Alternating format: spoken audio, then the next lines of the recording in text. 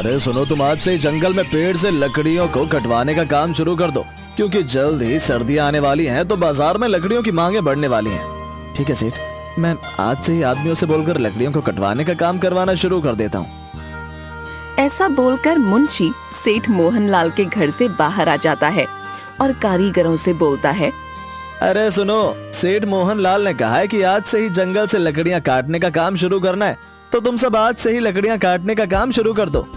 मुंशी ये सब बोल ही रहा होता है कि तभी उनमें पीछे खड़े रमेश और महेश आपस में बोलते हैं, अबे यार, मेरा आज काम करने का मन नहीं है। मैं तो सोच रहा था कि सेठ जी कल से काम करने को बोलते तो सही रहता। हाँ यार, तू सही कह रहा है, आज मेरा भी काम करने का मन नहीं है। चल दोनों मिलकर कुछ बहाना लगाते हैं, मुंशी से फिर कल से काम करने को बोलेंगे। उन दोनों को बात करते हुए मुंशी देख लेता है। अरे रमेश और महेश, क्या हुआ? तुम दोनों को कुछ कहना है क्या? मुंशी जी, हम सोच रहे थे कि अगर हम कल से काम करना शुरू कर दें तो, लेकिन सेठ मोहनलाल ने आज से काम करने को बोला है, इसलिए हमें आज से काम करना पड़ेगा। अरे मुंशी जी, कोई नहीं, मैं आज रात से पेड़ काटने का काम शुरू कर दूंगा, और जब इन लोगों का मन होगा तब ये लोग पेड़ काटने आ जाएंगे। माखन की बात सुनकर महेश और रमेश माखन से चिढ़ने लगते हैं। ठीक है माखन, तुम आज रात से जंगल में लकड़ी काटने का काम शुरू कर देना।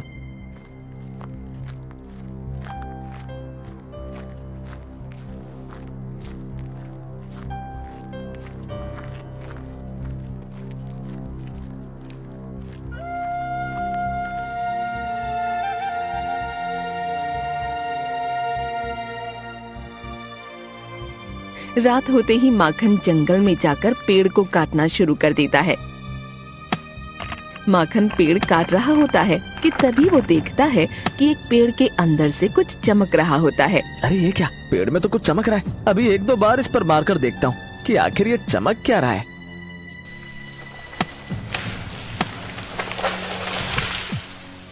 चलो, आज का तो मेरा काम खत्म हो गया है। एक काम करता हूँ कि ये कुछ चमकती हुई लकड़ियाँ लेकर घर चला जाता हूँ। माँ इन्हें देखकर बहुत खुश हो जाएगी।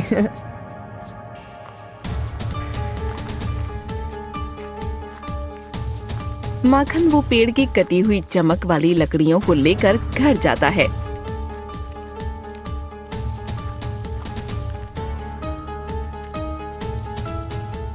अरे माँ कहाँ हो?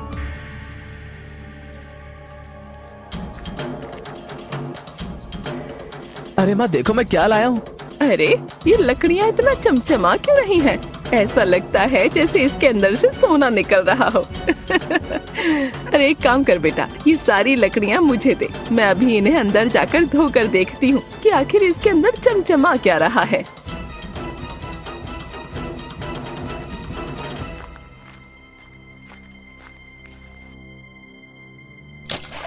माखन की माँ लकड़ियों को पानी से धोने लगती है।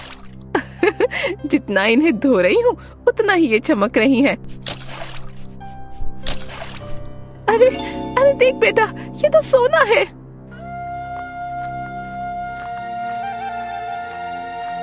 सच में माँ, ये सच में सोना है? हाँ हाँ, मेरी बूढ़ी आंखें कभी धोखा नहीं खा सकती। ये सच में सोना है, एकदम असली सोना। क्या माँ, तू सच बोल रही है? इसका मतलब उस जंगल में जो पेड़ काटते हुए जो चीज चमक रही थी वो सब सोना, मतलब उन सब पेड़ों में सोना है?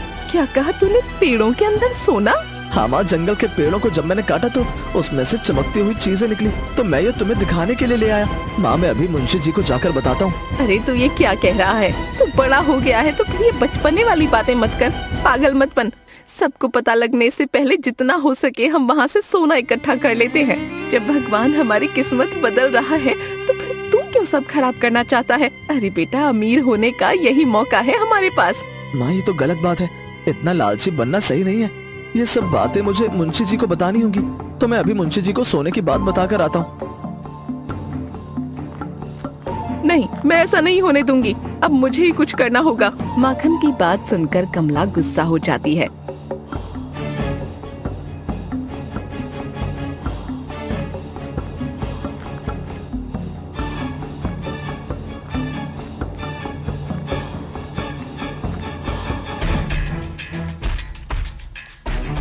रात को जब माखन पेड़ काटने जाता है तो कमला भी उसका पीछा करती हुई जंगल में आ जाती है। अरे ये मुंशी जी कहाँ है? अभी तक तो उन्हें यहाँ पहुँच जाना चाहिए था। चलो कोई नहीं, इतने में पेड़ काटना शुरू कर देता हूँ। मैं यही तो चाहती हूँ कि तू पेड़ काटे और मैं ये सब सोना अपने इस थैले में भर लूंगी। मुंशी के आने से पहले मैं इस सारा सोना अपने इस थैले में भर लूंगी। हाँ, तू पेड़ काट और मैं भरूंगी। बेचारा माखन पेड़ काटने लगता है और कमला उसके पीछे लकड़ियों को थैले में भरने लगती है। अरे माँ, तुम ये क्या कह रही हो? और इस थैले में क्या भर रही हो? तू तो कुछ करेगा नहीं, इसलिए अब जो करना है मुझे ही करना होगा, समझे? माखन और कमला बात कर ही रहे होते हैं कि तभी वहाँ पर मुंशी अपने एक चेले के साथ आ जाता है। ये क्या कर रहे हो यहाँ तुम दोनों? और ये थैले में क्या भर रहे हो? क्या भरूंगी मैं थैले में? ये लकड़ियों के टुकड़े ही तो हैं बस। नहीं नहीं, तुम क्या मुझे बेवकूफ समझ रही हो? ये लकड़ियों के टुकड़ों को ऐसे थैले में भरोगी तो क्या मैं मान लूंगा? अरे मुंशी जी, वो क्या ये वो कर रहा है? सही से बता मुझे। वो ये जंगल कोई मामूली जंगल नहीं है। यहाँ के पेड़ों में सोना है। सच में इन पेड़ों में सोना मिल रहा है। सोना? अच्छा तो ये बात है। तो फिर तो मुझे इन पेड़ों को ध्यान से देखना होगा। हाँ देखिए देखिए, अच्छे से देखिए। फिर मैं भी ये बात जाकर सेठ मोहनलाल को बता दूंगा। नहीं नहीं, इन सब चीज के बारे में किसी को भी पता नहीं लगना चाहिए। और जब तक मैं इन सब की जांच नहीं कर लेता हूँ तब तक मैं तुम दोनों को यहाँ से जाने नहीं दूंगा। अरे ओए, इन दोनों को पकड़कर पेड़ से बांध दे। अरे नहीं नहीं, छोड़ो हमें, छोड़ो। तुम ये हमारे साथ सही नहीं कर रहे हो। मुंशी तू ये सही नहीं कर रहा है। तेरी शिकायत मैं सेठ मोहनलाल को बता के रहूंगी।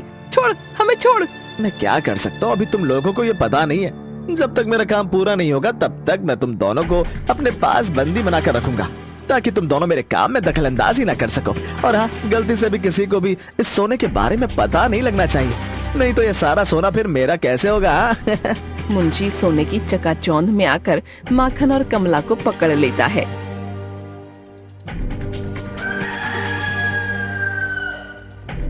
रात भर मुंशी का चेला जंगल के पेड़ों को काटता रहता है। चल चल जल्दी हाथ चला, मुझे बहुत सारा सोना चाहिए। चल चल जल्दी हाथ चला। सोना मालिक, अब हम भी बहुत अमीर हो जाएंगे। अब हमारे पास भी बहुत सारा सोना होगा। सोना? अबे बेवकूफ, हमारे पास नहीं, सिर्फ मेरे पास। और इस सारे सोने का अकेला मालिक सिर्फ मैं ही होऊंगा, सिर्फ मैं। एक बार ये सारा सोना निकल जाए फिर तुझे भी ठिकाने लगा दूंगा। मुंशी इतना लालची हो जाता है कि लालच में उसे ये भी नहीं दिखता कि वो गरीब लोगों पर कितना अत्याचार कर रहा है। अरे वाह वाह, देखो मालिक, मैंने कितना सारा सोना इकट्ठा कर लिया। देखो मालिक, देखो। अरे वाह वाह वाह, मेरा सोना, ये सारा सोना मेरा है। मुझे यकीन नहीं हो रहा कि ये सारा सोना मेरा है। मुंशी की बात सुनकर मुंशी का चेला गुस्से में बोलता है। अरे अरे, कैसे? ये सारा सोना तुम्हारा कैसे हो गया? ये सारा सोना तो मैंने इन पेड़ों को काट कर निकाला है, फिर ये तुम्हारा कैसे हो गया? अरे अरे, तू परेशान मत हो, मैं तेरा हिस्सा तुझे बाद में दे दूंगा। तू बस अभी ये पेड़ों को काट कर सोना निकाल।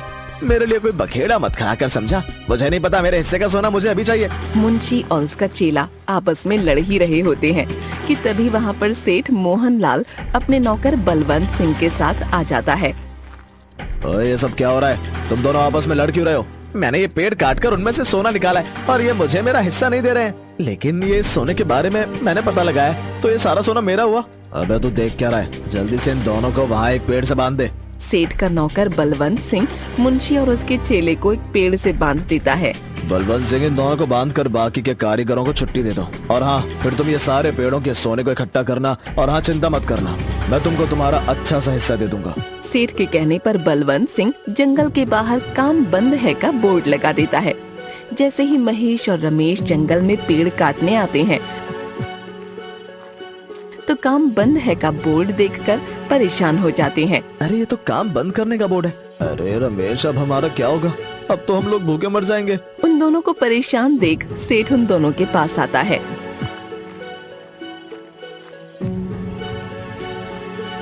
अभी कुछ दिनों के लिए काम बंद है, लेकिन तुम लोग परेशान मत हो। तुम लोगों के रोज की दिहाड़ी तुम लोगों के घर पहुंच जाएगी, ठीक है? तुम लोग अब घर जाओ और हाँ, चिंता मत करो। ऐसा कहकर सेठ मोहनलाल जंगल में चला जाता है। जल्दी जल्दी हाथ चलाओ और हाँ, अपने हिस्से की चिंता मत करना। मैं तुम्हें तुम्हारी सोच से भी ज्यादा तुम्हें तुम्हारा हिस्सा दूंगा। हाँ चलो, जल्दी जल्दी हाथ चलाओ। नहीं नहीं बलवंत सिंह, ये रुकने का समय नहीं है, जल्दी हाथ चलाओ। सेठ के कहने पर बलवंत सिंह जल्दी जल्दी पेड़ों को काटने लगता है, लेकिन इन सब से भी सेठ का लालच नहीं भरता। नहीं नहीं बलवंत अकेले जंगल के सारे पेड़ों को नहीं काट पाएगा। मुझे कोई उपाय सोचना पड़ेगा जिससे जल्दी से जल्दी मुझे ये सारा सोना मिल जाए। सेठ जल्द से जल्द पेड़ों से सोना निकालने का उपाय सोचता है। उधर माखन और कमला अपने आप को छुड़ाने का प्रयत्न करते हैं। अरे अरे माखन, कुछ कर, जल्दी कर, ये हमारे हाथों को खोलने के लिए कुछ कर। चल सही है कि हम उस दुष्ट मुंशी से बच गए। लेकिन माँ, हमें यहाँ से जाने से पहले इस खबर को सही जगह पर बताना होगा। चलो चलो मेरे साथ।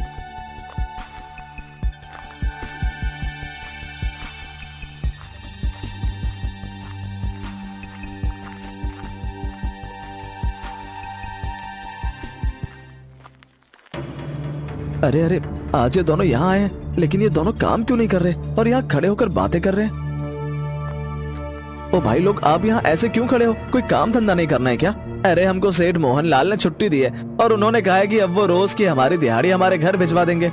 हाँ, तो इसलिए अब हमें कोई चिंता नहीं है। अच्छा, तो लगता है सेठ को भी सोने की खबर लग गई है, इसलिए ये सब मिलकर अंदर ही अंदर सारा सोना समेट रहे हैं। क्या सोना? कहाँ है सोना? बताओ हमें भी। हाँ, हमें बताओ कि सोना कहाँ है, नहीं तो हम तुम दोनों माँ बेटे को यहाँ से जाने नहीं देंगे। बताओ हमें। अरे सोना तो सारा जंगल के अंदर है। जंगल के पेड़ों को काटोगे तो उसमें से सोना ही सोना निकलेगा। अच्छा, सोना अंदर है, तो मैं अभी अंदर जाता हूँ। हाँ, मैं भी जाऊंगा। अरे अरे, कहाँ जा रहे हो? रुको, वो सारा सोना सरकार का है, हमारा नहीं। उस सोने के बारे में हमें सरकार को बताना चाहिए।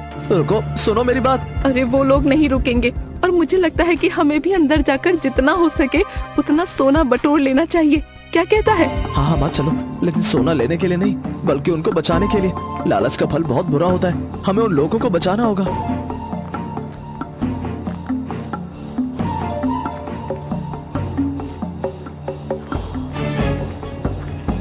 और उधर सेठ मोहनलाल पेड़ों में से जल्दी से सोना निकालने के लिए पेड़ों पर डायनामाइट बम लगा देता है।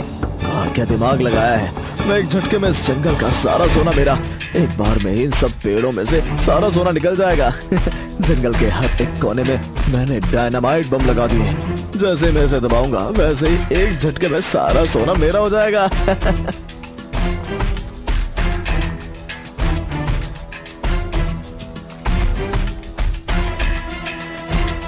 ये सारा सोना हम गरीब लोगों का है, ये सारा सोना हमें दे दो। हाँ, अगर ये सोना हमें नहीं दिया तो हम तुमसे ये सारा सोना छीन लेंगे। अरे अरे, ये सब यहाँ कैसे आ गए? अरे बलवंत कहाँ चला गया? अब क्या करूँ? एक काम करता हूँ, ये ब्लास्ट कर देता हूँ, जिससे सभी का भी काम तमाम हो जाएगा और यहाँ का सारा सोना मुझे मिल जाएगा। सेठ मोहनलाल के डायनामाइट बम फोड़ते ही जंगल के सारे बड़े बड़े पेड़ नीचे गिरने लग जाते हैं और वहाँ खड़े सभी लोग उन पेड़ों के नीचे दबकर मर जाते हैं।